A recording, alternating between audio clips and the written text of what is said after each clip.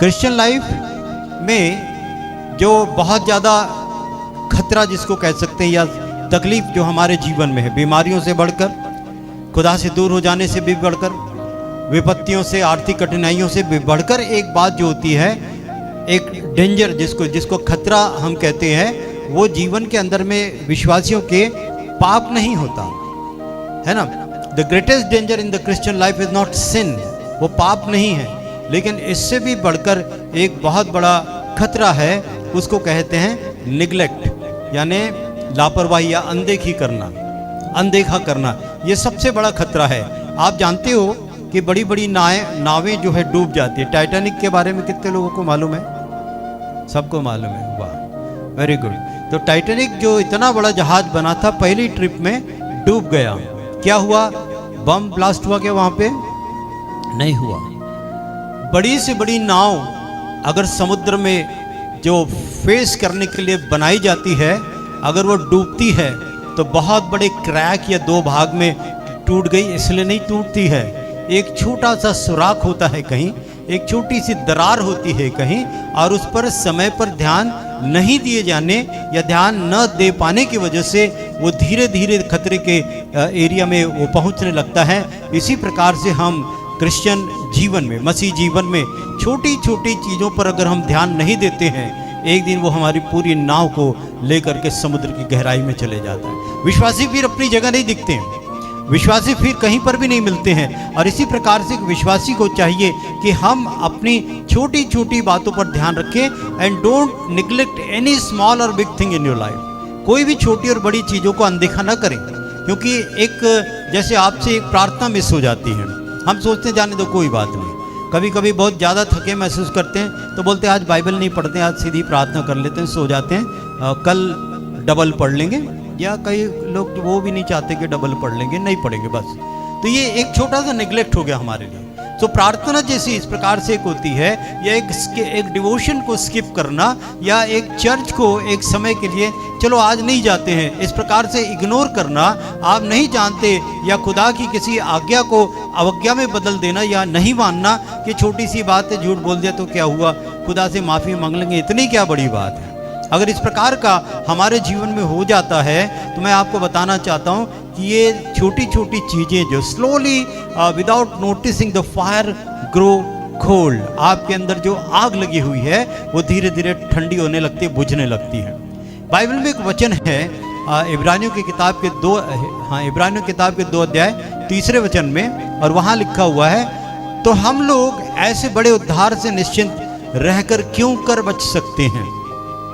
ऐसे बड़े उद्धार से निश्चिंत होकर के क्यों बच सकते हैं, ये बात यहाँ पर हम एक वचन के अंदर में पूछी जा रही है। हमने उद्धार को हासिल किया है, दूसरों के उद्धार की जिम्मेदारी भी कुछ हद तक हमारी और आपकी बनती है, लेकिन हम किस प्रकार से निश्चिंत बैठे हुए हैं, किस प्रकार से उसकी तरफ में अनदेखा कर रहे हैं। प्रार्थना वचन ये तो छोड़ ही दो, लेकिन हम जिन चीज़ों को, महत्वपूर्ण बातों को हमने देखना चाहिए, जो आपकी आत्मिक यात्रा को बीच में ही समाप्त करने वाला है, जो आपकी आत्मिक ऊंचाइयों को नीचे करने वाला है, ऐसे उद्धार से आप निश्चिंत होकर के मत बैठिए, उद्धार से निश्चिंत होकर के मत बैठिए।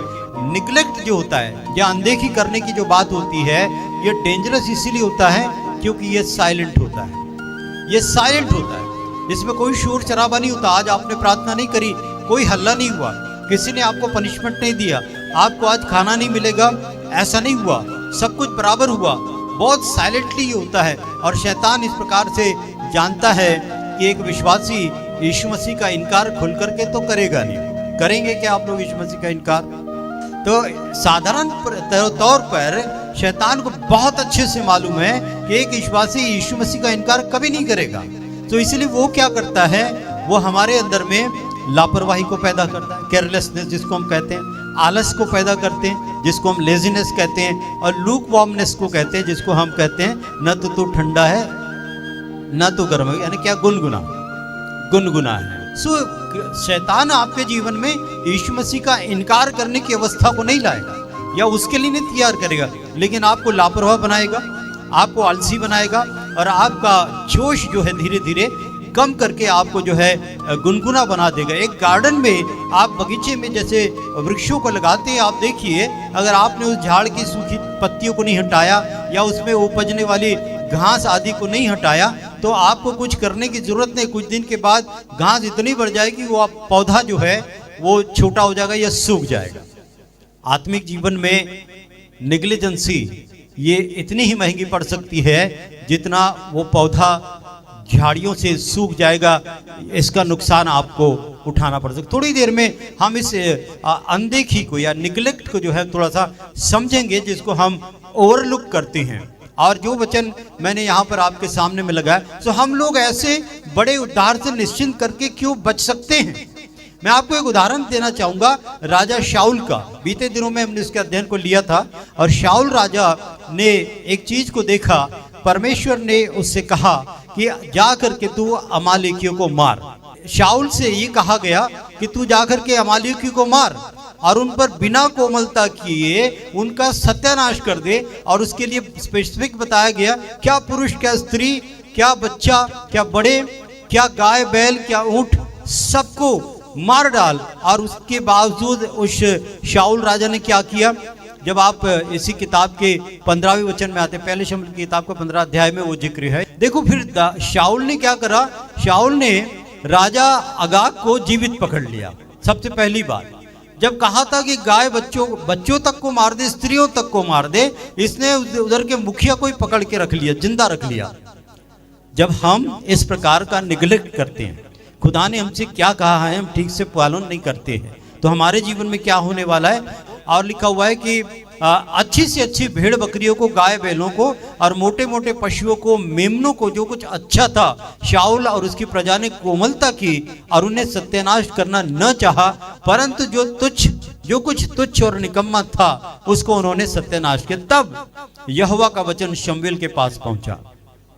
शाऊल का अपराध ये है, खुदा ने कहा था तू अमालेकियों को मार दे, सब कुछ मार दे, बिना कोमलता के मारना। शाऊल ने खुदा की आज्ञा का अनदेखा किया। He has neglected the instructions of God. He has neglected। और उससे क्या हुआ कि परमेश्वर ने शाऊल के पास एक वचन बताया गया। शमूएल आया शाऊल के पास और उससे कहता है, यहोवा परमेश्वर ने कहा है मैं शाऊल को राजा बना करके पछताता हूं। क्या रिजल्ट होने वाला है? शाऊल को राजा बना करके मैं पछता रहा हूं। उसने मेरे पीछे चलना छोड़ दिया, वो मेरी आज्ञा का पालन नहीं किया। और शमूएल इतना क्रोधित हो गया कि रात भर वो यहोवा परमेश्वर से दुहाई देता रहा। और शमूएल ने शाऊल को बताया, क्या होम बलि और मेल बलि से ज्यादा परमेश्वर को ये नहीं अच्छा लगता है कि उसकी बात मानी जाए। और आगे लिखा हुआ है 23 वचन में कि तूने जो यहोवा की बात को तुच्छ जाना, तूने जो खुदा की बात को निग्लेक्ट किया और यहोवा को तुच्छ जाना, इसलिए तुझे इजराइल का राजा होने के लिए खुदा ने भी तुच्छ जाना है, खुदा ने भी तुच्छ जाना है। अब शमूएल उसके पीछे पड़ गया और उसके बागे को पकड़ लिया, उसका बागा फट गया। और शमूएल ने तुरंत एक बात को कही कि परमेश्वर ने आज ही इजराइल के राज्य को फाड़ कर तुझसे छीन लिया है और एक पड़ोसी को जो तुझसे अच्छा है दे दिया है। ये छोटा छोटा निग्लेक्ट हमारे जीवन में आता है। हम इसको कहते हैं चलता है मेंटालिटी होती है, एक चलता है। कोई भी बात में जहां पर हम आलस दिखा रहे हैं, केयरलेसनेस दिखा रहे हैं या हम गुनगुनापन को दिखा रहे हैं, हम इसको कहते हैं ठीक है चलता है। और बहुत से मसीह जीवन में ये चलता है मेंटालिटी ही चल रही है और उसमें सुधार कभी नहीं आया। जिस समय चलता था चल गया, लेकिन बाद में भी वही चलता है, उसके बाद भी वही चलता है। मैं आपको बताऊंगा नहीं चलता है। आपके साथ क्या हो रहा है? शाऊल का राज्य छीन लिया गया। आपके हाथ खाली क्यों हैं? आपके घरों में बीमारियां क्यों हैं? आपकी प्रार्थनाएं का उत्तर क्यों नहीं आता आपके पास में? आपने देखा होगा 100% प्रार्थनाओं के उत्तर इंस्टेंट आते, उसी समय आते हैं। चंगाइयां होती है, डिलीवरेंस होते हैं, बहुत बड़ी बड़ी बातें वहां पर होती है जो तुरंत में होती है। और आप में और मुझ में क्या कमी है? क्या खुदा बदल गया? क्या परमेश्वर पक्षपाती है? क्या वो किसी को अच्छा और किसी को बुरा करता है? हम में खुदा के कहीं ना कहीं आलस आ गया है, केयरलेसनेस है। we have started neglecting the commandments of God, neglecting the commandments of God। और इस प्रकार से उसके साथ भी, और शिमशोन की बात भी हम यहाँ पर कर सकते हैं। शिमशोन जो है आकर के जब दलीला के साथ में अपने विजन, अपने मिशन को छोड़ करके रास्ते से भटक करके वहां आकर के दलीला के साथ में वो रह गया। जब दलीला ने उसके लटों को कटवा दिया और उससे कहा शिमशोन पलिश्ती तेरी घात में है, वो चौंक कर उठा और कहा, सोचा कि मैं पहले की मानून झिड़कूंगा और मैं इन पलिश्तियों को मार दूंगा, लेकिन वो नहीं जानता था यहोवा परमेश्वर उसके पास से चले गया। When you neglect the God, when you neglect the commandment of God, when you neglect the word of God, God moves out from you। परमेश्वर हमारे पास से चला जाता है। देवा देवा देवा म्हणून काही होणार नाही। तुम्ही किती देव देव देव करा, देवा देवा म्हणा, काहीच नाही होणार, क्योंकि परमेश्वर आपके पास से चला गया, आपको पता ही नहीं। आपको लगता है जो आप कर रहे वो अच्छा है, वो सब कुछ है, वो बराबर है, आपका उठना बैठना चलना फिरना सब कुछ बराबर है, लेकिन खुदा से पूछो। दाऊद क्या कहता था, तू मेरा उठना बैठना चलना फिरना सब कुछ जानता है। उसने कहा, है परमेश्वर मुझे जांच कर जान ले कि मेरे भीतर कोई गुनाह, कोई पाप, कोई अधर्म है भी नहीं। खुदा हमारे सिवानों से चला जाएगा, हमको पता भी नहीं चलेगा। और शिमशोन जब उठ करके खड़ा हुआ, उसे मालूम नहीं था, लिखा कि पलिश्तियों ने उसको पकड़कर उसकी आंखें फोड़ दी और उसके बाद में उसे अज्जा को ले जाकर के पीतल की बेड़ियों से जकड़ दिया, उसका तमाशा बना दिया गया। This is the second reason when we neglect the instructions of God। परमेश्वर ने शिमशोन को इसके लिए नहीं भेजा था, इसके लिए नहीं बनाया था, और शिमशोन ने खुदा के आदेशों को बाजू में किया, he neglected, और इस वजह से ये यहाँ पर बात हो गई। आपको तीसरा जिक्र जो है यहाँ पर 5वीं स्लाइड पर है, वहां पर एक प्रकाशित वाक्य की किताब का 3 अध्याय 15-16 वचन है। वहां पर लौदीकिया का कलीसिया से बात हो रही है। लौदीकिया की कलीसिया बहुत धनी कलीसिया है, अब बहुत धनी कलीसिया होने के बाद उनके पास में कुछ वो बात आ गई है जो खुदा को नहीं भा रही है। अब यहाँ पर प्रभु का कलाम उस कलीसिया से ये कहता है कि मैं तेरे कामों को जानता हूँ, तू ना तो ठंडा है ना तो तू गर्म है, भला होता कि तू ठंडा या गर्म होता। देखो, आप ठंडे रहो, कोई बात नहीं है, कोई प्रॉब्लम नहीं, आप गर्म रहो, वो अच्छी बात है, खुदा चाहते, लेकिन ना तो तू ठंडा है ना तो गर्म है। लूकवार्मनेस डजंट लाइक बाय गॉड, गुनगुनापन खुदा को पसंद नहीं है। और प्रभु ने यहाँ पर कहा, इसलिए कि तू गुनगुना है, न ठंडा और न गर्म, मैं तुझे अपने मुंह से उगलने पर। What will be the result when God will spit out us, हमें परमेश्वर थूक देगा। अंग्रेजी में स्पिटिंग वर्ड लिखा हुआ है, थूकना वर्ड लिखा हुआ है। हिंदी का शब्द थोड़ा सा आपको सहेज सकता है कि उगलने पर हूं, लेकिन वहां पर लिखा हुआ थूकने पर हूं। तो ऐसी बहुत सारी बातें विश्वासियों के जीवन में आती हैं, जहां विश्वासी निग्लिजेंसी में आते हैं, अनदेखी करते खुदा की बातों की। मैं कुछ बातों को बोलकर 2 या 3 बातों को आपको समझाऊंगा। सबसे पहली बात, we are neglecting witnessing Christ, हम पर प्रभु यीशु मसीह की गवाही देने को अनदेखा कर रहे हैं। आज कलीसिया में अगर बुलाया जाए कोई गवाही देने के लिए आओ, तो 20, 25, 30 सेकंड तक तो कोई उठता ही नहीं जगह। शायद वो सोचने लगते कि प्रभु ने मेरे साथ क्या अच्छा किया, क्या मैं बताऊंगा, क्या मैं बोल सकता हूं। अरे वो तो छोटी सी बात है, वो तो बड़ी सी बात है, और कोई उठने को नहीं देखता। गवाहियां, we are neglecting the testimonies, हम गवाहियों को इनकार कर रहे हैं। We are neglecting holy life, हमें पवित्रता का जीवन जीने के लिए प्रभु ने बुलाया है। क्या कहा गया है? परमेश्वर पवित्र है, इसलिए तुम भी पवित्र बनो। You have been called, we are called to be holy, but we are neglecting holy life. What we are next neglecting? तीसरी क्या बात है जिसको हम अनदेखा कर रहे हैं? We are neglect of love and forgiveness, हम प्रेम को निग्लेक्ट कर रहे हैं, हम क्षमाशीलता को निग्लेक्ट कर रहे हैं। हमारे ढांचे, हमारे रीति रिवाज, हमारे रवैये वैसे के वैसे बने हुए, न प्रेम के हम करीब आए, न प्रेम को अपने करीब आने दिया। क्षमा की बात भी कुछ ऐसी है। तो प्रभु का वचन हमसे कहता है, in Christian life we are neglecting lot many things, बहुत सारी चीजों को अनदेखा कर रहे हैं। हमें रविवार याद है, हमें दान देना याद है, हमें प्रभु की बियारी याद है, हमें इसके अलावा कुछ नहीं याद है। जो मैंने कहा, खुदा की गवाही देना याद है। अरे यहाँ नहीं तो कहीं तो खुदा की गवाही दो, प्रभु की गवाही। प्रभु बड़े काम करते क्यों हैं? क्यों करते हैं? क्योंकि आप बहुत बड़े राजा महाराजा है, इसलिए करते। कि आप परमेश्वर के राज्य के पहले से जो टिकट बुक करा के रखे हुए तो आपको आना ये वीआईपी हो, इसलिए प्रभु आपके जीवन में बड़े काम करते हैं। अपने आप को जांचो, आप कहां पर लापरवाही में आए, where you are neglecting God, where you are neglecting God's commandment, इस बात को सोचे। और the fourth thing, we are neglect of spiritual gifts, आत्मिक वरदानों के प्रति हम बहुत लापरवाह, बहुत अनदेखी करते हैं। कितने लोगों को अन्य भाषा बोलने का दान है, हाथ मत उठाना, कितने लोगों को अन्य भाषा बोलने का दान है? आपको जानकारी हो सकती है इसकी, और मैं समझता हूं कि जो अन्य भाषा बोलते हैं तो दूसरों को परेशानी होने का दान जरूर है कि वो अन्य भाषा क्यों बोलते हैं। क्या अन्य भाषा बोलने से स्वर्ग के सिंहासन पर बैठने वाले हैं क्या? वो अन्य भाषा बोल करके बताना क्या चाहते हैं? वो कल आए हुए, वो परसों आए हुए, वो बहुत पुराने हैं, वो बहुत नए हैं, हमारे सामने अन्य भाषा बोलते हैं। ये वाला दान है हमको। खुदा के दान वरदानों की बात सोचो, कितना अनदेखा किया। पौलुस ने क्या कहा? वरदानों की खोज में लगे रहो, वरदानों की खोज में लगे रहो।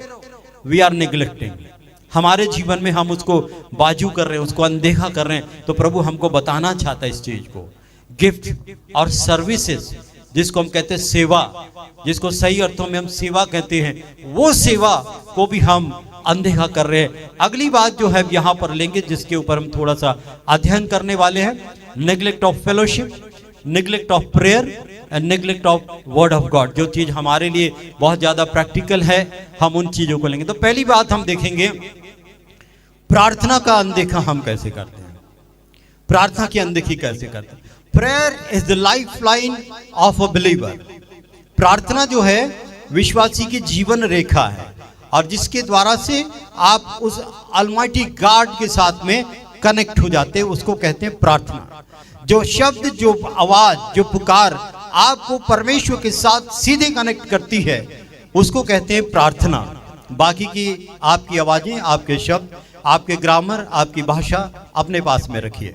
जो खुदा को नहीं भाता, जो खुदा से कनेक्ट नहीं होता, उसको आप प्रार्थना कह सकते हो, लेकिन जो वचन कहता है वो प्रार्थना नहीं है। जो आपको खुदा से कनेक्ट करती है वही प्रार्थना है। और परमेश्वर का वचन हमको बताता है कि हमें प्रार्थना का जीवन बिताना चाहिए, लगातार निरंतर प्रार्थना करते रहना चाहिए। ये आदेश प्रभु के वचन से हमको मिलता हुआ है। जैसे आपका शरीर, as your body can not survive without air, जैसे आपका शरीर बिना ऑक्सीजन के नहीं रह सकता, और spiritual life can not survive without prayer. एक आत्मिक जीवन बिना प्रार्थना के नहीं जिया जा सकता। अभी शायद मैं ये प्रश्न पूछूं, आत्मिक जीवन और शारीरिक जीवन में क्या फर्क है? कोई बताएगा मुझे? आत्मिक जीवन खुदा की बातों में लगा रहता है, परमेश्वर को कैसे खुश करे, कैसे दान वरदान, कैसे आत्माओं को जीते, कैसे प्रभु की बातें लोगों को बताए, कहाँ जाए, कौन सी आत्माओं को प्रभु हमको दिखाएगा। जब हम आत्मिक जीवन जीते नहीं है तो हमको आत्मिक जीवन क्या है पता कैसे होगा? हमको पता कैसे होगा? आप करते क्या हो? अभी आपने कौन से कलर का कपड़ा पहना है, थोड़ा अपने कपड़े की तरफ देख करके बता सकते हैं आप, क्योंकि आपको वो मालूम है आपने पहना है। आत्मिक जीवन को पहनो, तब आप बता पाओगे कि आत्मिक जीवन क्या है। तो spiritual life can not survive without prayer. बिना प्रार्थना के आत्मिक जीवन जी नहीं सकते। जिस जीवन में प्रार्थना नहीं, आत्मिकता है ही नहीं। आप चाहे कुछ भी बोलो। और मैं आपको एक और चीज बताना चाहता हूँ, बहुत बार हमारे जीवन में ट्रायल्स आती हैं, डिस्करेजमेंट आती हैं, डिले आती है, देरी होती है, और विश्वासी अपने दिल को, अपने हार्ट को, दे लूज द हार्ट, अपने दिल को खो देते हैं या हिम्मत को हार जाते हैं। प्रभु का वचन कहता है हमें हिम्मत हारने की जरूरत नहीं है, निरंतर लगातार प्रार्थना करते रहो। तो प्रभु का वचन देखिएगा, डोंट निग्लेक्ट प्रेयर लाइफ। प्रार्थना का जीवन नहीं। आपको लगता है प्रार्थना मतलब क्या होता है? खड़े हो गए, अभी किसी को बोला दान के ऊपर में प्रार्थना करो, वो बोलता है प्रार्थना करता है, वो चला जाता है, उसको लगता है मैं आज प्रार्थना कर लिया। इसको मत बोलिए प्रार्थना का जीवन। प्रभु के पास बैठो, प्रभु से बात करो, प्रभु के पास बैठ करके आत्मा में भरो, आत्मा में भरकर प्रभु की बात करो, पवित्र आत्मा में भर करके बात करो। और प्रार्थना का जीवन जो है अगर नहीं है तो आपका आत्मिक जीवन उतना ही कमजोर है जितनी प्रार्थना नहीं है आपके पास, उतना कमजोर है। और जब आप कमजोर रहेंगे तो यीशु मसीह आपसे कहता है कि प्रार्थना करो कि तुम परीक्षा में मत पड़ो, परीक्षा में मत पड़ो। प्रार्थना विश्वासी की पहली रिस्पांस होना चाहिए, पहला रिस्पांस होना चाहिए, आखिरी उपाय नहीं होना चाहिए। हमारे पास में प्रार्थना आखिरी उपाय है। क्यों? अभी क्या कर सकते? कुछ नहीं कर सकते। प्रार्थना करो, प्रार्थना करो, प्रार्थना का रिक्वेस्ट भेजो, किधर किधर प्रार्थना का निवेदन भेजते रहते हैं। और बड़े बड़े प्रेयर टावर इधर उधर भेजते, जिनको जानते भी नहीं वहां भी प्रार्थना का रिक्वेस्ट करते। आप अपने आप को जानो, आप करो प्रार्थना। आपके लिए कोई बैठा हुआ है वहां पर, वो क्यों प्रार्थना करेगा? आपका बोझ है, अपना बोझ आपको उठाना है। आप नहीं प्रार्थना करेंगे, तभी भी नहीं करते हैं जब आखिरी रिसोर्ट के रूप में, आखिरी दाव के रूप में प्रार्थना आपके समक्ष में, तब भी प्रार्थना नहीं कर पाते हैं। प्रार्थना पहली प्रायोरिटी होना चाहिए। Persistence prayer strengthen faith. लगातार प्रार्थना विश्वास को बढ़ाती है और एक विश्वासी को जो है परमेश्वर की प्रतिज्ञाओं के साथ में जोड़ी रखती है। जो खुदा के साथ में प्रार्थना में जुड़ते हैं, परमेश्वर की प्रतिज्ञा उन्हीं के साथ में जुड़ती है। खुदा ने आज्ञा दी है निरंतर प्रार्थना करो। हमारे लिए और आपके लिए ऑप्शन नहीं है। आप इस भागदौड़ की जिंदगी से थोड़ा समय अपने लिए निकालें। मॉर्निंग वॉक में जा सकते हो, एक्सरसाइज कर सकते हो, खाने पीने पर ध्यान देते हो, दवाई गोलियां बराबर खाते हो। कितने लोग बीपी की दवाई लेकर के बराबर आए होंगे, यहाँ पर ब्लड प्रेशर की दवाई लेकर के बराबर आए होंगे। प्रार्थना को इसी प्रकार का एक नियम बनाओ जिसमें हमको प्रार्थना करना चाहिए। प्रार्थना करते हैं, what happened when we pray? When we pray, we invite the presence of God into our struggles, we invite the presence of God into our burdens, and we invite the presence of God into our situation. जब हम प्रार्थना करते हैं तो हम हमारे संघर्षों में प्रभु की उपस्थिति को बुलाते हैं, और जहां खुदा उपस्थित होता है वहां पर कोई ताकत शैतान के काम नहीं कर सकती, वहां पर कोई बीमारी काम नहीं कर सकती। यीशु चाहिए, यीशु चाहिए। लेकिन हमारे बीच में हम प्रार्थना अगर नहीं करते हैं तो यीशु हमारे सिवानों में नहीं है। वो कब का यहोवा परमेश्वर छोड़ करके चला गया, ये हमको मालूम भी नहीं पड़ता है। खुदा के बच्चों, आप प्रार्थना का जीवन को मजाक मत समझिएगा, हल्के में मत लीजिएगा। रोज प्रार्थना करो, 1 घंटा प्रार्थना के लिए निकाल करके रखो। एक प्रचारक कह रहे थे 1 घंटा आपका फोन स्विच ऑफ करके रख दो, और आपके घर के लोग बोलना चाहिए, दूसरे नंबर पे अगर कॉल किया तो बोलना चाहिए कि नहीं, वो बंदा जो है जिसको आप कॉल कर रहे, प्रार्थना कर रहे, वो 11 से 12 के बाद ही आप फोन करिए उनको। ये आपके घर से मैसेज जाने दो, आप प्रार्थना कर रहे हैं, थोड़ा उसके भी दिमाग में असर होगा कि मैंने भी प्रार्थना करना चाहिए। खुदा के बच्चों, परमेश्वर के लिए कुछ करो। प्रार्थना सिर्फ मांगना नहीं है। मैं हमेशा कहता हूँ ये मांगने का सेशन नहीं है, it's not a begging session. ये जो है भिखारियों का सेशन नहीं होता है कि आ गए दे दे बाबा, दे दे बाबा, ये भी दे दे, वो भी दे दे। ये मांगने की बातें बंद कर दो, खुदा से बात करो, खुदा से हालचाल पूछो, अपना बताओ, प्रभु से आगे की जानकारियां पूछो, उद्देश्य पूछो, पर्पस पूछो, योजनाएं, तरीके पूछो, खुदा किस प्रकार से काम करेगा ये पूछो।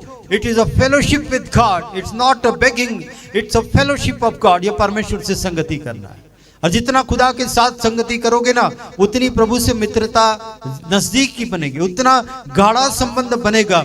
न तो खुदा फिर हमको नहीं पहचानता। किताब में लिखा हुआ है, जब वहां पर जाओगे तो प्रभु कहा मैं खुल करके कह दूंगा। वो कहेंगे मैंने दुष्ट आत्माओं को निकाला, हमने बहुत अन्य भाषाएं बोली, हमने बहुत बड़े बड़े काम किए, हमने बहुत बड़े बड़े मीटिंगों में समाचार को सुनाया। प्रभु कहते हैं मैं उनसे खुलकर कह दूंगा कि हे कुकर्म करने वाले। परमेश्वर के पास आपकी इन सारी चीजों को कोई रिकॉर्ड नहीं है। प्रार्थना मत करो, सहभागिता करो, परमेश्वर के साथ में सहभागिता करो। प्रार्थना का निग्लेक्शन जो है आपके जीवन में, मेरे जीवन में स्पिरिचुअल ड्राइनेस को लेकर के आ रहा है, सूखापन है। किसी के चेहरे पर खुशी नहीं, आराधना में जोश ही नहीं है। लीडिंग करने में हमको क्या उत्साह के साथ में जोश करने का होगा, लेकिन सामने खाली कुर्सियों को देखकर किसको जोश आता है? सामने खाली कुर्सियों को देखकर किसको जोश आता है? फिर दोष आता है जो लीड कर रहा है कि ये खुद ही डल है तो लोगों को क्या प्रोत्साहित करेगा। सामने कोई होता ही नहीं। तो हम इस बात को समझेंगे कि इस प्रकार से अगर हम प्रार्थना के जीवन को निग्लेक्ट कर रहे हैं तो हमारे जीवन में आत्मिक अकाल की अवस्था है, आत्मिक बौनापन है। वी आर शॉर्ट, हम बौने हैं। जब आत्मिक रीति से आप इतने से है ना, तो शैतान आपको देख करके इनको छोड़ दो, ये कुछ नहीं कर सकते अपना। आप आत्मिक रीति से यू आर बिकमिंग शॉर्ट। और शैतान आपको देख करके हंसता है, बजाय इसके कि वो डरना चाहिए, बजाय इसके कि वो भाग जाना चाहिए, वो सोचता है कि इनसे कोई खतरा नहीं हमको। तो आत्मिक ऊंचाइयों को बढ़ाओ, प्रार्थना को बढ़ाओ। ऑलवेज रिमाइंड, हमेशा एक बात को ध्यान में रखो कि प्रार्थना जो होती है it's not a seasonal thing. जब बीमार हो गए तो दुआ करो, बच्चे भवन में आ गए तो दुआ करो, कोई भी और किसी के घर में विजिट करने को गए, उसने कहा प्रार्थना करो तो दुआ करो। ये सीजनल नहीं होना चाहिए। Make it a life style, हमेशा के लिए रोज एक नियमित समय पर प्रार्थना करो। मैंने कितने बार इन चीजों को कहा कि अपने घरों में प्रार्थना की वेदी बनाओ। खुदा के वचन को निगलेक्ट ना करें। परमेश्वर का वचन निगलेक्ट करेंगे, मैंने आपको बताया खुदा की आत्मा हमारे से उठ जाएगी, परमेश्वर हमारे सिवानों से चला जाएगा, हमारा राज्य छीन लिया जाएगा, हमारे हाथ खाली हो जाएंगे और इस प्रकार से हम कहीं के नहीं रहेंगे। प्रभु के बच्चों, इस बात को ध्यान में रखो। यीशु मसीह ने प्रार्थना करने की एक बात पर हमको एक आश्वासन दिया कि अगर आपको डिस्करेजमेंट के ऊपर में फतह हासिल करना है, गलबा हासिल करना है, प्रार्थना करो, प्रार्थना करो। और शैतान को हराना है, उसके राज्य को मिटाना है, केवल प्रार्थना करो। लेकिन एक गीतकार ने कहा, जब गम की घटा छाए और आंसुओं की बरसात हो, प्रार्थना करो। मैं कम समझता हूँ ये लाइन थोड़ी सी मेरे हिसाब से गलती है। तब तो प्रार्थना सारे ही करते हैं जब कुछ भी नहीं होना जरूरी, कुछ मांगने के लिए प्रश्नों की क्या मांगो खुदा से, तब प्रार्थना करो, प्रभु के साथ बैठ के उसके साथ में सहभागिता करो। A Christian who stop praying, ध्यान से सुने, listen carefully, a Christian who stop praying is like a soldier without weapon in his hand. एक सोल्जर होता है, आर्मी का व्यक्ति होता है, सैनिक होता है। एक विश्वासी जो बिना प्रार्थना के जीवन के होता है ना, उस सैनिक की तरह है जिसके हाथ में हथियार ही नहीं है। अब उससे कौन डरेगा? अगर हमारे जीवन प्रार्थना नहीं है ना, तो हमसे कोई नहीं डरता। बीमारी भी बोलती है ये अपने लिए अच्छा अड्डा है, दुष्टात्मा बोलती है अपने लिए मजबूत किला है, इसी में सुरक्षित रहेंगे अपन, इसमें छिपके रहो, किसी को पता भी नहीं चलेगा। देव मानुसा है, वर्शिप लीडर है, इसमें छुप जाओ, पता ही नहीं चलेगा किसी को। तो वो हमारे लिए खतरे की अवस्था है। और इस प्रकार से आप समझ के रखें, एक झाड़ में पानी नहीं डाला जाता है, वो बढ़ता नहीं है, किस प्रकार से रहता है आप अपने घरों में अच्छी तरह से देख सकते हैं। तो क्या करेंगे हम? आज हम हमारे जीवन को प्रभु के साथ में ऐसे जोड़ेंगे। हमारे दियों में तेल नहीं है, हम स्वर्ग के राज में नहीं जा रहे हैं, तो हम अपने दियों के तेल के विषय में जानकारी लेंगे और हम ये करेंगे कि ऐन समय पर हमें कुछ करना पड़े और कुछ न हो पाए, इस अवस्था से बचने के लिए प्रार्थना करो, प्रार्थना करो। Don't neglect prayer life. दूसरी बात, what is the second thing we neglect? दूसरी क्या चीज है जिसके ऊपर हम ध्यान नहीं देते या अनदेखा करते हैं? दूसरी चीज है सहभागिता की बात को, fellowship. The second thing, neglect of fellowship. Fellowship यानी सहभागिता, जिसके लिए मैं एक शब्द कहना चाहूंगा, it is one of the silent danger which the believers are facing. ये एक ऐसा मौन खतरा है जिसको विश्वासी झेल रहे हैं या जिसमें से वो गुजर रहे हैं। बहुत सारे क्रिश्चियन जो है इस बात को कि वो रेगुलरली प्रभु के नाम से जमा होना चाहिए, they are underestimating them, कि जमा होना चाहिए इसका कोई महत्व नहीं होता है, संगति में रहना चाहिए इसका महत्व नहीं होता है। उनकी निगाहों में जो इसके महत्व को नहीं जानते या जो उसको निग्लेक्ट करते हैं, उनकी बात मैं आपसे बताना चाह रहा हूं कि हो सकता है वो चर्च अटेंड करते हैं ऑकेजनली, कभी कभी कलीसिया में वो आते हैं, और कभी कभी क्या होता है कि हाँ, कुछ लोग उस समय भी कलीसिया में आते हैं जब उनको वो सूट करता है, यानी कोई काम नहीं, कोई मेहमान नहीं आने वाले घर में, हमें कहीं जाना नहीं है, तो फिर हम चर्च में आ सकते हैं। कई विश्वासियों का जीवन ऐसा नहीं, तो मैं अपने चर्च की नहीं बात कर रहा, मेरे चर्च के हर बंदे बहुत अच्छे हैं, कहीं नहीं जाएंगे, सबको छोड़ के कलीसिया में आएंगे, बहुत अच्छे हैं आप लोग, आपकी बात नहीं कर रहा मैं विश्वासियों की बात कर रहा हूँ। विश्वासी आपकी तरह सारी दुनिया में फैले हुए हैं, मैं वो विश्वासियों की बात कर रहा हूँ। अगर हम में से किसी से वचन बात कर रहा है तो हम जरूर से उसको अपने लिए ले सकते हैं। मैं आपको बता रहा हूँ importance of regularly gathering with God, परमेश्वर के साथ। आप मेरे साथ संगति नहीं करते, आप बाजू बाजू वालों के साथ में सहभागिता नहीं करते। You are having gathering with God, परमेश्वर के साथ आपकी सहभागिता होती है। तो fellowship it is not just socializing thing कि हम सामाजिक हैं इसलिए एक दूसरे से मिलते हैं, उसको संगति नहीं कहते हैं। ये एक वाइटल स्पिरिचुअल कनेक्शन है जो आपको हिम्मत बढ़ाता है, आपके अंदर में करेज को ग्रो करता है, आपकी हिम्मत को बढ़ाता है, हौसले को बढ़ाता है, इसलिए साथ मिलकर के रहने की बात बोली जाती है। शास्त्र में लिखा हुआ है एक से दो भले, अगर एक गिर जाएगा तो दूसरा उसको उठाएगा। परिवार की कल्पना में परमेश्वर ने आदम की सृष्टि करी, उसके बाद खुदा को तुरंत एक बात उसके जहन में आई कि आदम का अकेले रहना अच्छा नहीं। फिर नए नियम की किताब में जब आप आते हो तो खुदा बाप ने कहा, यीशु मसीह ने कहा कि जहां 2 या 3 मेरे नाम से एकत्रित होते हैं मैं उनके बीच में रहता हूं। आदम को अकेला परमेश्वर ने वहां नहीं रखा, उनको भी 2 कर दिया। और यहाँ वचन यीशु मसीह के समय में कई सालों के बाद आया कि 2 रहेंगे तो मैं रहूंगा, 2 रहेंगे कम से कम तो मैं रहूंगा। ये संगति की बात है। आपको और मुझे परमेश्वर के साथ सहभागिता करने का है। When a believer isolate himself, जब एक विश्वासी अपने आप को अकेला कर लेता है, मुझे किसी की जरूरत नहीं। मैं प्रार्थना करता हूं और वचन सुनता हूं टेलीविजन पर, यूट्यूब चैनल पर मैं वचन को भी सुनता हूं, तो मैं वचन भी सुनता हूं, मैं प्रार्थना भी करता हूं, खाते समय भी प्रार्थना करता हूं, सोते वक्त भी प्रार्थना करता हूं, तो मैं प्रार्थना करता हूं, मैं वचन भी पढ़ता हूं, तो मुझे किसी की जरूरत नहीं है। मैं समझता हूं कि ऐसे समस्त लोगों को अपनी विचारधारा बदलने की जरूरत है। विश्वासी जो अपने आप को अकेला कर देते हैं वो संदेह के दायरे में आने के लिए they are prone in the danger of coming in the doubts, discouragement and temptation. उनके अंदर में निराशाएं आती है जब वो अकेले हो जाते हैं, प्रार्थना का जीवन नहीं रहता उनका। वो अकेले हो गए तो उनके अंदर में संशय आने लगता है, कर्ज होता है, बीमारी होती है, रिश्तेदारी टूटती है, अड़ोस पड़ोस के लोग बात नहीं करते, साथ नहीं देते, और इस प्रकार की आइसोलेशन की फीलिंग से उनके अंदर में डाउट्स आने लगते हैं, डिस्करेज होते हैं, हतोत्साहित होते हैं और परीक्षा में भी पड़ जाते हैं। फेलोशिप आपको प्रार्थना का सपोर्ट प्रोवाइड करती है। Hallelujah, hallelujah. संगति आपको प्रार्थना का सपोर्ट प्रोवाइड करती है। तो हमको करना क्या है?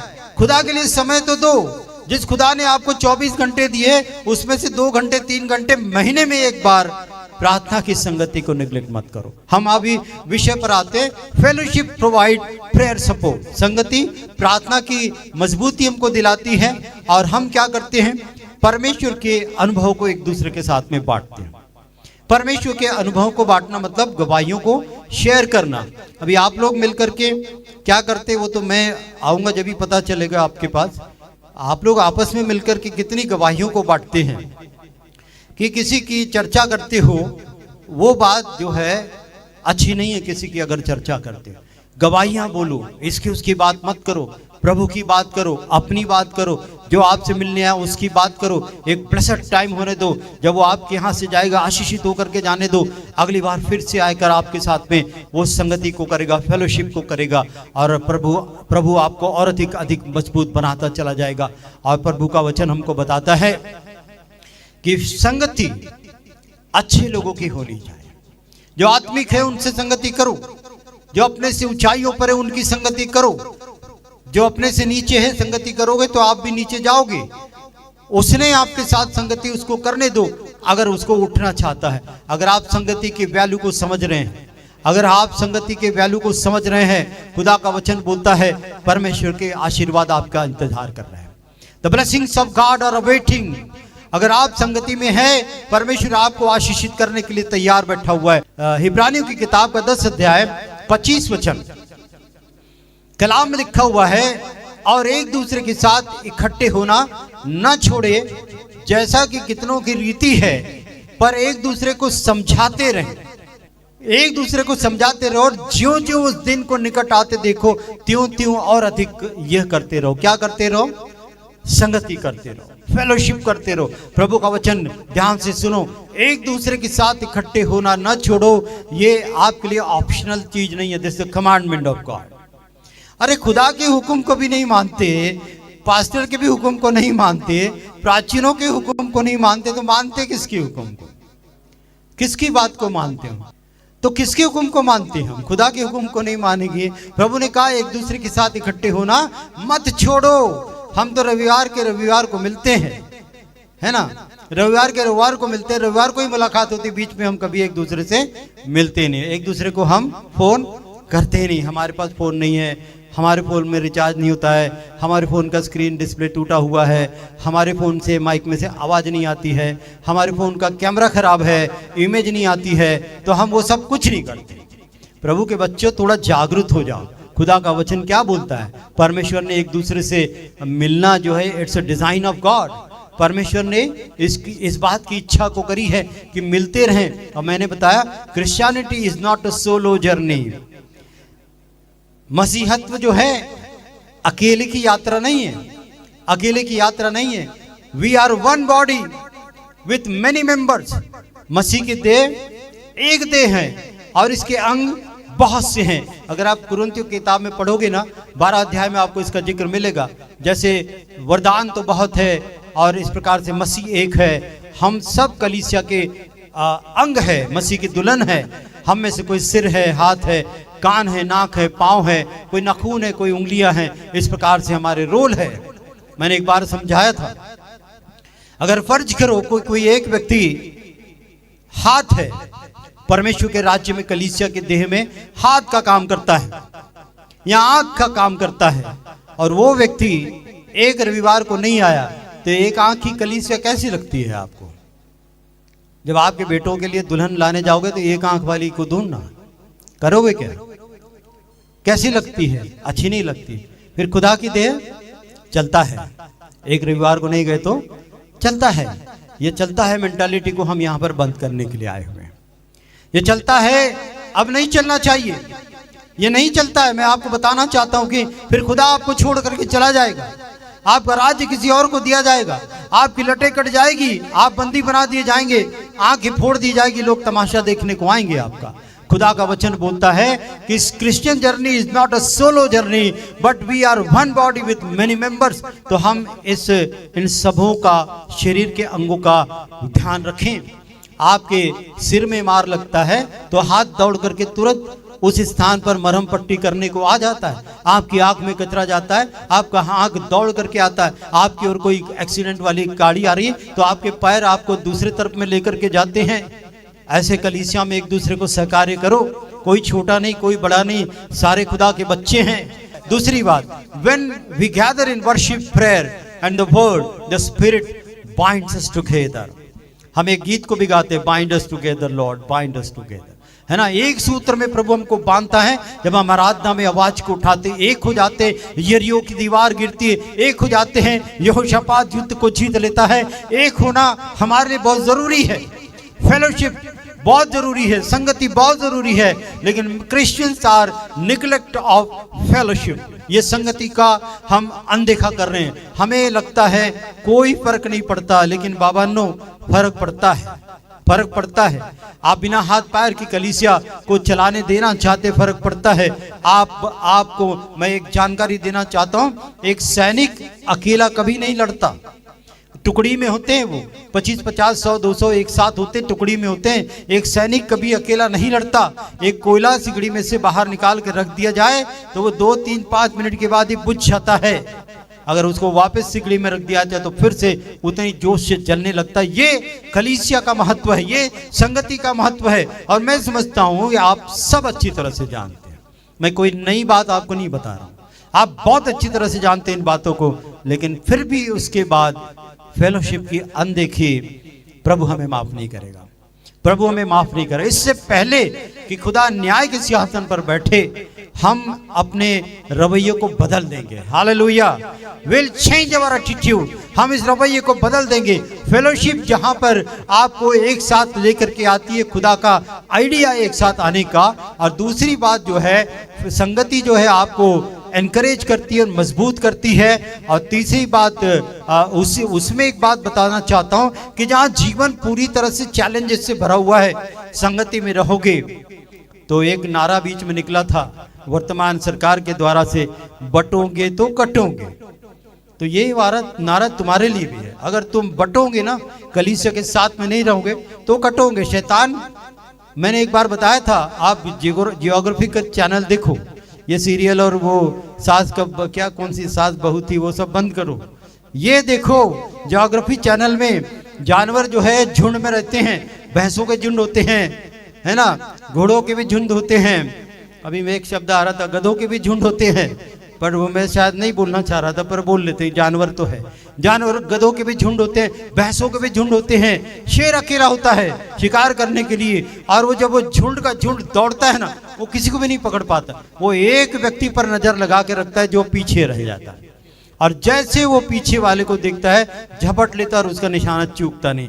अकेले हो जाओगे झपटे जाओगे, अकेले हो जाओगे शैतान आपको पकड़ लेगा, शैतान आपको उठा लेगा, शैतान आप जो है परीक्षाओं में डाल देगा। इकट्ठे रहो, मजबूती से रहो, और इस प्रकार से एक साथ होकर के रहना हमारे लिए जरूरी है। और परमेश्वर का वचन हमें बताता है इकट्ठे रहने के कई आशीर्वाद है। जब विश्वासी एक साथ जुड़ते हैं तो एक दूसरे को उठाते हैं, या मैं यूं कहूं कि एक दूसरे को उठाने के लिए तो भी कम से कम इकट्ठा होना चाहिए हमको। चर्च एक हॉस्पिटल की तरह है, church is like a hospital. क्या होता है, जो यहाँ पर कमजोर होते हैं, जो कमजोर होते हैं दवाखाने में आते हैं, जो कमजोर होते हैं दवाखाने में आते हैं और दवाखाने में दवाई लेते हैं और उनकी ताकत उनको वापस मिलती है, दे आर रेस्टोर्ड। कलीसिया वो जगह है, मैंने कहा इट्स लाइक अ हॉस्पिटल। कलीसिया में जो कमजोर होते हैं वहां आते हैं, वो बल को प्राप्त करते हैं, परमेश्वर उनको शक्ति देता है, फिर से वो मजबूत यहाँ पर बनाए जाते हैं और वो कमजोर जो है यहाँ पर संभाले जाते हैं। गलतियों की किताब का 6 अध्याय उसका 2 वचन यहाँ लिखा हुआ है, तुम एक दूसरे का भार उठाओ और इस प्रकार से मसीह की व्यवस्था को पूरा करो। ये हमारे लिए सबके लिए एक चैलेंज है। अपनी नौकरी, अपनी कमाई, उस कमाई को महीने भर कैसे चलाना है, एक्स्ट्रा एडिशनल इनकम और कोई अतिरिक्त काम करके कहां से आ सकती है, ये सारी चीजें बहुत अच्छी हैं, मगर अपना अपना सोचते रहोगे तो प्रभु का वचन यहाँ पर बोल रहा है तुम एक दूसरे का भार उठाओ। प्रेरितों की कलीसिया में, प्रारंभिक कलीसिया में सबकी वस्तुएं कॉमन थी, साझे की थी। ये शब्द यहाँ पर लिखा साझे की थी, मतलब मेरा तेरा कुछ नहीं, सबका सब कुछ था। अगर मैं आपके घर में हूं और आपका मोबाइल फोन लेकर के जाऊं, बोलेंगे पाचे जी आपने मेरा फोन ले लिया, हमारे पास इतना तो मेरा तेरा है, साझे का कुछ नहीं है। आप आपके घर के टेलीविजन, आपके घर की लॉकर अलमारी जो है ना जिसमें सोना चांदी रखते, वो इधर ला के रखो, कोई भी लेगा पहनेगा वापिस रखेगा, रख सकते क्या? आपके गोल्ड के रिंग ये वो रख सकते, अंगूठी रख सकते, साझे की कर सकते क्या? नहीं करेंगे। हमारी सोच को बहुत बदलने की आवश्यकता है। खुदा का वचन हमें समझाता आत्मिक क्षेत्र में, हम अभी आत्मिक क्षेत्र की बात करें, एक दूसरे का भार उठाओ। किसी को बोझ महसूस होता है जब कोई एक व्यक्ति बीमार होता है, किसी को लगता है कि मैं खुद बीमार हूं, इस व्यक्ति की बीमारी के लिए प्रार्थना करनी चाहिए। वो व्यक्ति बीमार नहीं, मैं खुद बीमार हो गया, ऐसा फील होता है, ऐसी जानी होते का ऐसा लगता है कि ऐसा महसूस होता है, अरे वो नहीं मैं खुद बीमार हो गया हूं। वो महसूस नहीं होगा ना, वो महसूस करो, वो दिल प्रभु से लाओ, वो आप कहीं से नहीं ला सकते वो दिल को। वो आप बोलेंगे मैं वो दिल कहां से लाऊं?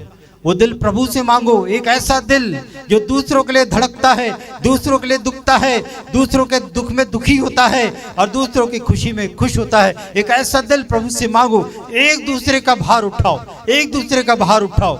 वो बीमार है वो अपना देखते रहेगा, दवाखाना जा, पैसे है कि नहीं है, तेरे घर में खाने का है कि नहीं है, तू अपना देखता रहे। ये वाली अवस्था कलीसिया की नहीं होती, कम से कम चर्च की नहीं होती। Church is not meant for such thing. कलीसिया इसके लिए नहीं है, कलीसिया एक दूसरे का भार उठाने के लिए लिखा हुआ है। एक अकेला थक सकता है, जब सब मिलकर के बोझ उठाते हैं तो फिर बात अलग होती है, कोई थकावट नहीं महसूस हो सकती है। एक चेलों के विषय में देखो, प्रभु ने जिनको कहा जब तक सामर्थ्य न आए तब तक तुम ठहरे रहना, और कितने लोग ठहरे थे? 120। अगले दिन 118 हुए क्या? तो वो सारे के सारे रुके हुए थे, 120 लोग, और लगातार आपको तो 3 घंटे में पसीना आता है, लगातार 120 50 दिन तक रुके 120 लोग। सोचो वो भी कोई लोग थे, आप ही की तरह मेरी तरह थे, हाँ, उनमें और आप में एक ही फर्क था, आपके पास में एंड्रॉइड फोन है, उनके पास में नहीं था, और इसलिए उनके पास समय था, आपके पास में समय नहीं है। ये फोन ने आपका जीवन खराब कर दिया है। जब ये सिम आया था तो एक पासवान को मैंने सुना था, बहुत गुस्सा हो रहे थे कि सबके हाथ में, वो तो बहुत पुरानी बात बता रहा हूँ मैं, 15-20 साल पुरानी बात बता रहा हूँ, 15-20 साल पहले वो पासवान जब प्रकार से लोगों में अपने घर में देखते थे तो वो एक बार कह रहे थे, ये जियो जो है ना, जियो, मैं तो समझता हूँ ये मरो है, फोन लेके जियो नहीं मरो हो गया बोले आजकल, ये फोन पता नहीं कहाँ से आ गया। इतना संताप उनका दिख पड़ रहा था उसके अंदर में। तो प्रभु के बच्चों, खुदा के लिए संगति में कमजोर मत पड़ो, एक दूसरे के साथ रहो। मैंने हमेशा सिखाया फोन करिए, लेकिन पीछे सप्ताह मुझे एक भाई बीमार थे, उन्होंने बताया 2-3 भाइयों के उसको फोन आए, मुझे अच्छा लगा, लोग बदल रहे हैं, लोग सुधर रहे हैं, एक दूसरे का ख्याल करते हैं। लेकिन इसमें हमको बहुत क्रांति लाने की आवश्यकता है, क्रांति लाने की आवश्यकता है। बीमार है उसको कभी मत छोड़ो, उसके लिए सारे कलीसिया के लोग इतना फोन करो कि वो वैसे ही उठ करके बैठ जाए कि अभी तो रोज ही फोन आ रहे और इतनी प्रार्थना हो गई, अभी मैं अच्छा हो गया। सारे कलीसिया के लोग फोन करो, लेकिन हम उस जिम्मेदारी को क्यों नहीं लेना चाहते? आप चाहते हैं, आप बीमार हैं तो आपके लिए लोग प्रार्थना करें। आप कितने लोगों के लिए प्रार्थना करते हैं? आप किसके लिए प्रार्थना करते? बैठे घुटने पे कभी किसी एक व्यक्ति का नाम लेकर के बैठे?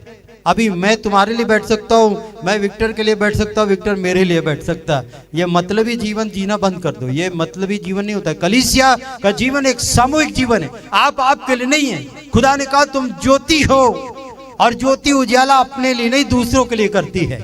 आपका जीवन, आपकी प्रार्थना, आपके घुटनों के जीवन, आपके शब्द, आपका उपवास, आपकी जो मेहनत जो है दूसरों के ऊपर असर करनी चाहिए। उसके लिए उनके जीवन में रंग भरो, उनके जीवन को खुशहाल करो, उनके जीवन का अंधियारा दूर करो। परमेश्वर का वचन कहता है एक दूसरे का भार उड़ा। चलिए, तीसरी और आखिरी बात, मैंने शुरुआत में बताया कुछ चीजें हैं जो विश्वासी अनदेखा करते हैं और साइलेंटली वो उनके आत्मिक जीवन को पानी में डुबा रही है, उनके जीवन को बर्बाद कर रही है, और वो साइलेंटली हो रहा है, इसलिए उनको पता नहीं चल रहा है कि उनके साथ क्या हो रहा है। और वो कर रहे सबसे ज्यादा लापरवाही, निग्लेजेंसी जो है, हमने देखा प्रार्थना की और संगति की। तीसरी बात हम यहाँ पर देख रहे हैं, some of us are neglect of word of God, परमेश्वर के वचन का हम जो है अनदेखा कर रहे हैं। मैं आपको थोड़ी देर समझाऊंगा। Many believers today struggle not because God is silent. बहुत से लोगों के जीवन में कठिन समय है, इसीलिए नहीं कि खुदा छोटा हो गया। यिर्मयाह की किताब में एक वचन है, सुनो यहोवा का हाथ छोटा ऐसा नहीं हो गया, ऐसा छोटा नहीं हो गया कि तुम्हें जो है वो उद्धार न कर सके, लिखा हुआ है। सो मैं आपको बता रहा हूं कि many believers struggle today not because of God is silent. परमेश्वर शांत हो गया, अब परमेश्वर बात नहीं करता, इसीलिए नहीं वो विश्वासी स्ट्रगल कर रहे, लेकिन इसीलिए कि they are started neglecting the word of God। उनके जीवन में संघर्ष क्यों है?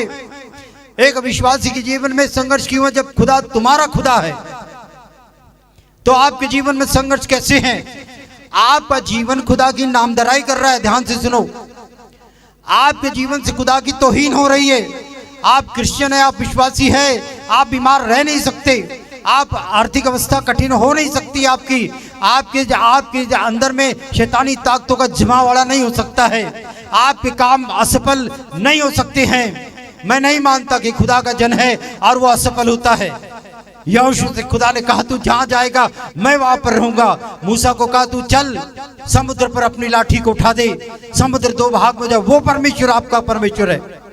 दाऊद कहता वो मेरा रखवाला है, वो मेरा चरवाहा है, मेरा दृढ़ गढ़ छिपने का स्थान है। फिर आप क्यों पिटते हैं? क्यों आप मार खाते हैं? क्यों शैतान आपको हर बार जो है घूंसे मारता रहता है?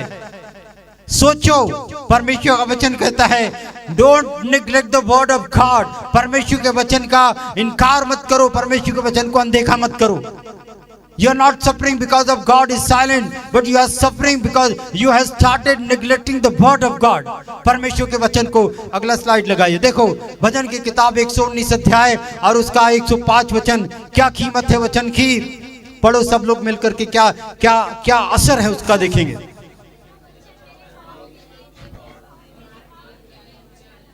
तेरा वचन मेरे पांव के लिए दीपक है, फिर भी तो ठोकर खाते हुए घूम रहे हो, तो जाहिर बात है कि उस वचन को हमने स्वीकार नहीं किया, वो दीपक हमने अपने साथ में लिया नहीं। Joshua was commanded to meditate on the word day and night. यहोशू से कहा रात और दिन इस व्यवस्था पर तो ध्यान दिए रहे। कितने विश्वासी या कितने प्रतिशत विश्वासी हमारे कलीसिया के या आपकी नजर में जो आते हैं दूसरे, कितने प्रतिशत विश्वासी जो है रात और दिन खुदा के वचन पर मनन करते हैं? प्रभु का वचन कहता है तेरा वचन मेरे पांव के लिए दीपक और मेरे पथ के लिए उजियाला है। फिर भी विश्वासी अंधेरे में चल रहा है, ठोकर खाता है। जाहिर है कि खुदा के कलाम को उन्होंने उजियाला बनाया नहीं है। यहोशू से प्रभु ने कहा रात दिन उस पर तू मनन करना। मैंने शुरू किया था वहां से कि हम में से कौन है जो रात और दिन खुदा के वचन पर मनन करते हैं। इस प्रकार से प्रभु का वचन बोलता है, the same way if we are neglecting the scripture, हमें वो आत्मिक जीवन को कमजोर बनाया जा रहा है। वचन हमारी ताकत है, वचन हमारी पहचान है, वचन हमें खुदा से मिलाती, खुदा के साथ कनेक्ट रखती है। अगर हम खुदा के साथ कनेक्ट है, आप ताकतवर है, आपका खुदा आपको शक्ति प्रदान करता है जो दानियल को सियों की मान से बचा सकता है। आपकी बीमारी की अवस्था में आपको तुरंत से उठा करके खड़ा कर सकता है। जो मरे हुए को जीवन में वापस लाता है, वो क्या आपकी आर्थिक कठिनाइयों को, आपकी बीमारियों को, आपकी असफलताओं को दूर नहीं करेगा। आप खुद खुदा से दूर जा रहे हैं, आप खुद खुदा से दूर जा रहे हैं। खुदा कहीं नहीं गया, खुदा वहीं पर है जहां पर वो था। हम खुदा को छोड़ करके यहाँ वहाँ भाग रहे हैं, फिर भी शांति की तलाश में हैं, सफलताओं की तलाश में हैं। असफलताएं हमारे हाथ में आती हैं, फिर रोते हैं, खुदा को ढूंढते हैं। पता चला हमारी तो लटें कट गई है, खुदा ने हमारा राज्य छीन लिया है, परमेश्वर हमारे सिवानों से बाहर चला गया है। वो स्थिति आने से पहले हम परमेश्वर के वचन का स्वीकार करना सीखें। और मैं हमेशा बोलता हूं, don't take the word of God as a one more good sermon. परमेश्वर का वचन आपने सुना, ये मत बोलो आज एक और अच्छा वचन सुना। कुछ वचन अपने दिल में ले लो। अच्छा वो तब होगा जब उस वचन के फल देखे जाएंगे। आपके मुख से बोलने से बटरिंग मत करो पास्टर को। पास्टर वचन बोलेगा तो वचन हमेशा अच्छा ही रहता है, इसमें क्या खराब है, ये अच्छा ही रहता है। कोई भी बोलेगा तो, चाहे वो हमारे यहाँ का कोई बच्चा भी बोलेगा ना डिवोशन में नया वाला, वो भी बोलेगा तो वो अच्छा ही रहता है, क्योंकि वो खुदा का कलाम है। तो हमको परमेश्वर के वचन को निग्लेक्ट नहीं करना है। हम दिशाहीन होते हैं, हमारे पास दिशा नहीं, क्योंकि हम जान ही रहे खुदा को। So God's word is not optional thing but it's a daily bread to strengthen us in the time of temptation. कठिन समय में परमेश्वर का वचन हमें बल देने के लिए होता है, और इसलिए इस वचन को हम ध्यान में रखें। कुछ लोग वचन के अनुसार नहीं चलते हैं, वो अपने फीलिंग से चलते हैं। मुझे ऐसा लगा आपके लिए प्रार्थना करना चाहिए। आत्मा ने बोला क्या, प्रभु ने हुक्म दिया क्या, वो सोचो, आपके अनुसार नहीं। Don't walk by your emotions, don't walk by your opinions. अपने हिसाब से, अपने अंदाज से मत चलो। अपने अंदाज से चलने वाले कहाँ पहुंचते। मैं देखो एक उदाहरण बताता हूँ, वो बहुत मतलब डेंजरस भी हो सकता है हमारे लिए। यिर्मयाह की किताब के 17 अध्याय 9 वचन में एक बात लिखी हुई है, और मन तो सबसे अधिक धोखा देने वाला होता है, उसमें असाध्य रोग लगा हुआ है, उसका भेद कौन समझ सकता है। पहले सुना कभी ये वचन? हाथ उठा के दिखाओ कितने लोगों ने सुना। हाँ, बहुत लोगों ने सुना। Thank you, God bless you. ऐसे सुनते रहो, ऐसे सुनने वाले बनो। सुनो प्रभु का वचन, नहीं सुनने वाले नहीं, मानने वाले बनो, पर सुनने से ही मानोगे। तो सुनकर मानते रहो प्रभु का वचन। लिखा हुआ मन तो सबसे असाध्य रोगों से लगा हुआ है, और फिर मैं तो किसी की नहीं सुनता, मैं अपने मन की करता हूँ। तो ये मन में तो असाध्य रोग लगा हुआ है। आप जो करोगे रोग ही करोगे, आप जो करोगे गंदा ही करोगे, गोबर ही करोगे, और कुछ नहीं अच्छा होने वाला है। मन से करना बंद करो। खुदा का कलाम क्या करता है वो सुनो। आज बहुत सारे प्रचारक हैं, आप सुनते हैं उनको, बहुत अच्छी बात है, सुनो। लेकिन उनकी डॉक्ट्रिन क्या है, वो कौन से प्रिंसिपल्स पर बात करते हैं, वो सबसे पहले परखना जरूरी है हमारे लिए। आपको परमेश्वर ने खुदा के वचन से प्यार करने की बात को बोला है।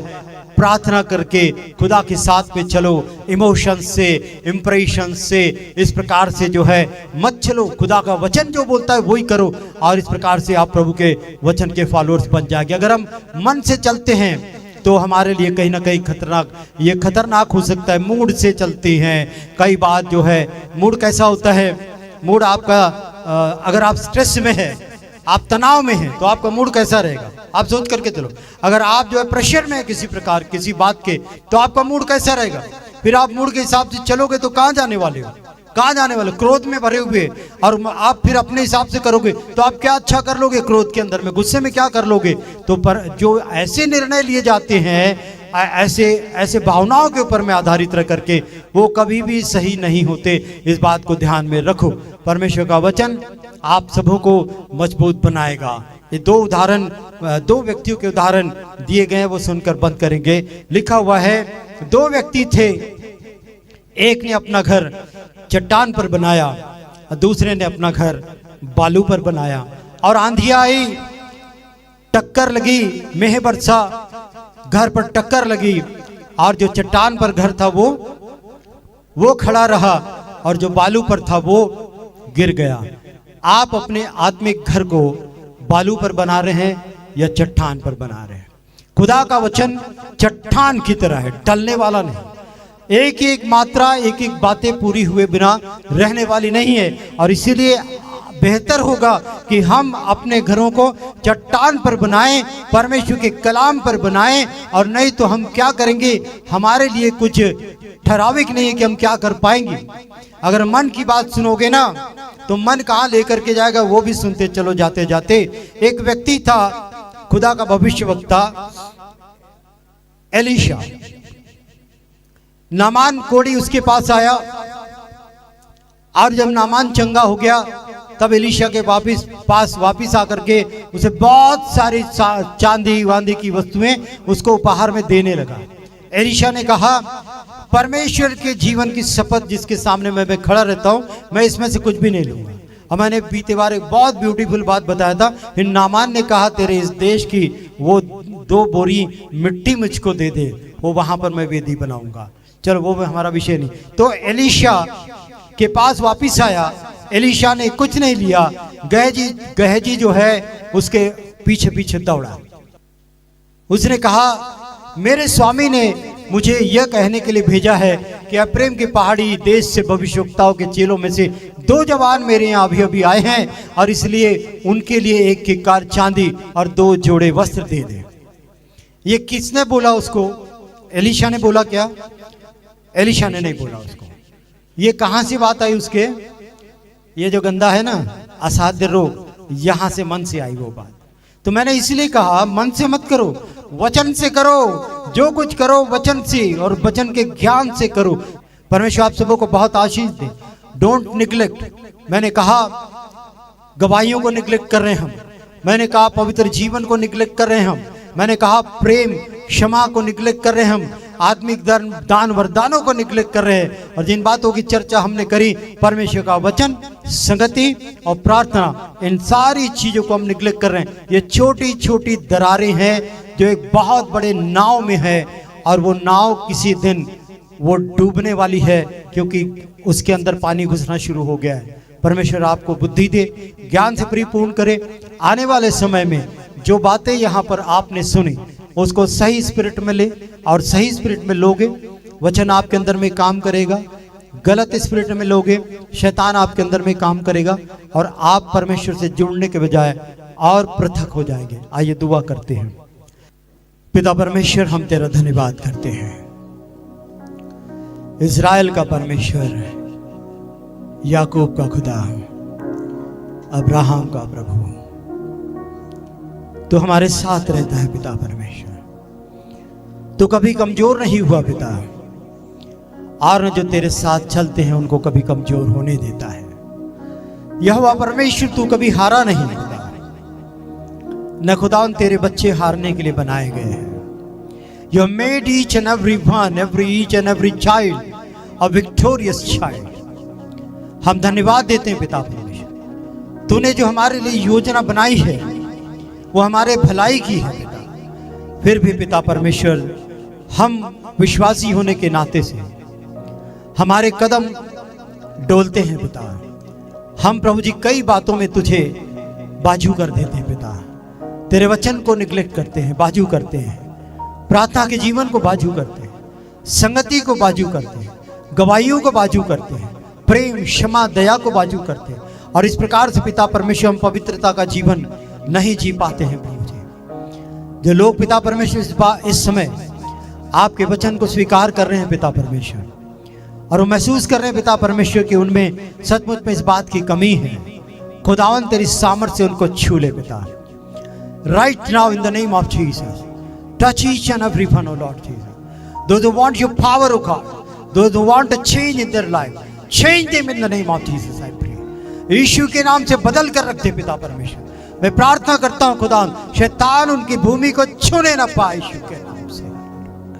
खुदा उनको प्रभु जी आप बल दे, ये प्रार्थना की संगति, वचन की संगति में वो बढ़े पिता परमेश्वर, और खुदा तेरी देह को मजबूत बनाए, आपस में एक दूसरे का भार उठाए, एक दूसरे के लिए दुआ करे, एक दूसरे के गवाह बने, मजबूती का कारण बने, प्रोत्साहन का कारण बने। मैं तो उससे प्रार्थना करता हूँ प्रभु जी। हमारी विनती सुनने के लिए धन्यवाद देता हूँ। हमें और भी अधिक प्रभु जी तेरे वचनों में और अधिक बढ़ा पिता, तेरी संगति में बढ़ा पिता परमेश्वर, तेरी देह हम और अधिक खूबसूरत बनाए, यही हमारी प्रार्थना है। ये विनती यीशु मसीह के नाम से मांगते हैं, आमीन।